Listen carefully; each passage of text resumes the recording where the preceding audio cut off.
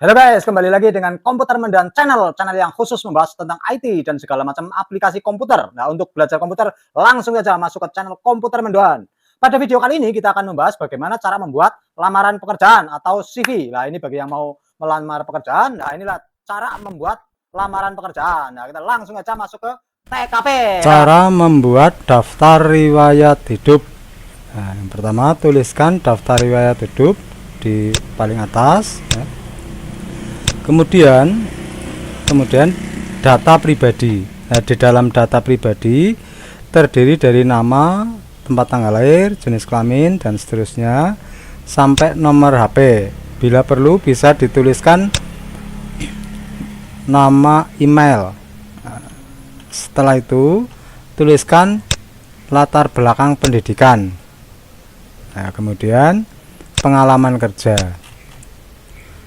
Untuk menuliskan daftar riwayat hidup dengan Microsoft Word ya, pada kolom data pribadi sebaiknya kita mempergunakan tabel semacam ini.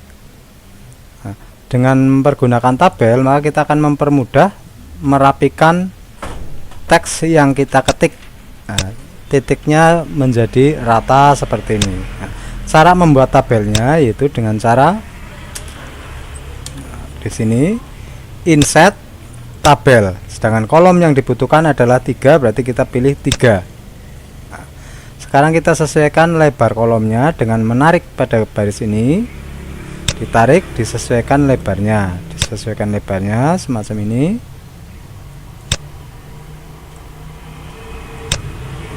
Nah, nah, setelah tabel jadi, kita tinggal menuliskan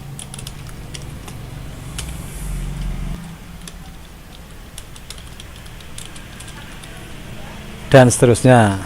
Nah, bisa ditulis ke bawah terlebih dahulu sampai selesai, kemudian baru titik 2-nya juga sampai selesai, kemudian baru tuliskan data-data kamu, misalnya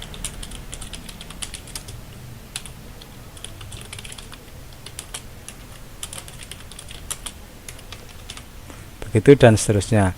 Nah, sedangkan agar baris tabel ini tidak terlihat pada saat dicetak, itu dengan cara di sini di home pilih border, klik no border, berarti tidak ada bordernya. Nah, sedangkan titik-titik yang ini itu cuma sebagai garis bantu yang cuma tampak di layar tapi tidak akan terlihat pada saat dicetak. Nah, sebagai contoh akan saya coba di preview. Nah, di preview di sini garis bantunya tidak kelihatan, begitu juga pada saat dicetak. Nah, seperti itu. Ini saya hapus, cuma contoh. Nah, kemudian di sini pendidikan. Nah, pendidikan kamu bisa menuliskan pendidikan dari SD, SMP, SMA dan seterusnya, kalau mungkin sampai perguruan tinggi. Terus cukup dituliskan lulus tahun berapa dan berijazah atau tidak. Kemudian pengalaman kerja. Di sini pengalaman kerja bisa dituliskan kamu pernah bekerja di mana saja dari awal sampai akhir, bekerja di mana, sebagai apa. Nah, kemudian perlu ditambahkan mulai tanggal misalnya 10 Januari 2017 sampai dengan misalnya 31 Desember 2018. Tuh, seperti itu. Nah, di sini juga perlu ditambahi bullet numbering. Yang kedua, misalnya ini. Nah, di sini perlu dikasih mulai tanggal. Misalnya setelah itu misalnya 1 atau 1 Februari 2018 2019 sampai dengan sekarang, seperti itu. Nah, kemudian baru penutupnya. Demikian daftar riwayat hidup ini saya buat dengan sebenarnya untuk dapat dipergunakan sebagaimana mestinya. Nah, di sini bisa dituliskan tanggal ataupun tidak. Seandainya dituliskan tanggal, misalnya Cilacap tanggal 18 November 2019, hormat saya, nama yang membuat. Nah, berarti bentuknya daftar riwayat hidup terdiri dari judul, terus yang A data pribadinya, tuliskan identitas kamu secara lengkap, terus pendidikan, dituliskan pendidikan kamu dari awal sampai akhir, terus pengalaman kerja. Jika kamu mempunyai pendidikan non formal, misalnya kursus ataupun training dan lainnya, di sini bisa dituliskan dengan cara mengcopy bawahnya, terus dipaste di sini.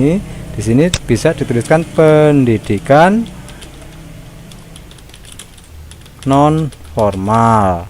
Nah, di dalam pendidikan formal misalnya kursus komputer, misalnya di LPK Jaya Badi, misalnya kursus administrasi, misalnya di LPK Manunggal,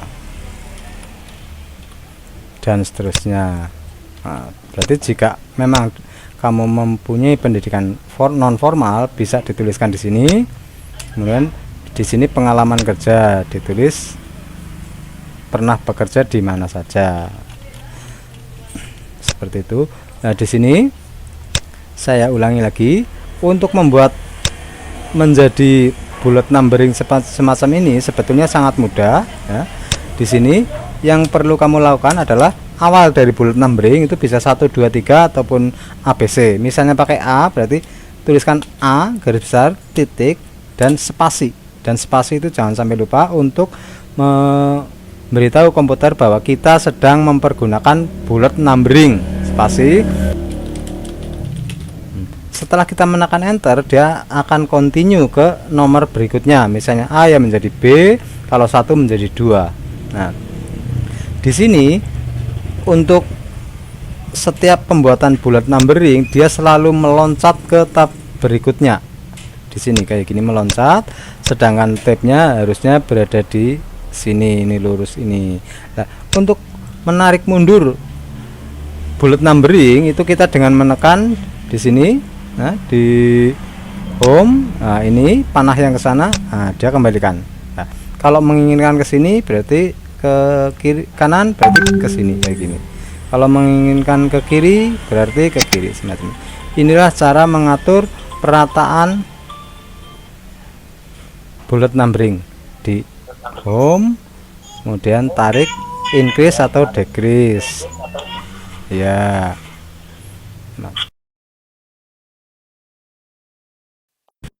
Kemudian yang berikutnya adalah cara menyisipkan gambar atau foto ke dalam dokumen. Nah, caranya di sini adalah insert ya. Kemudian picture. Nah, di dalam picture ini kemudian kita memilih foto yang akan kita sisipkan.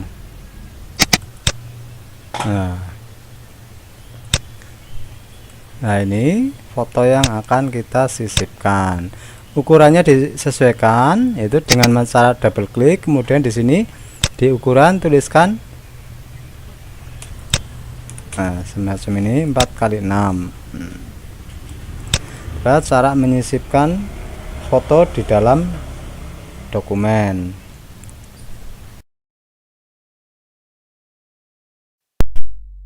Kita lanjutkan. Sering kita temui pada saat kita menyisipkan gambar atau foto itu susah sekali diarahkan. Contohnya seperti ini.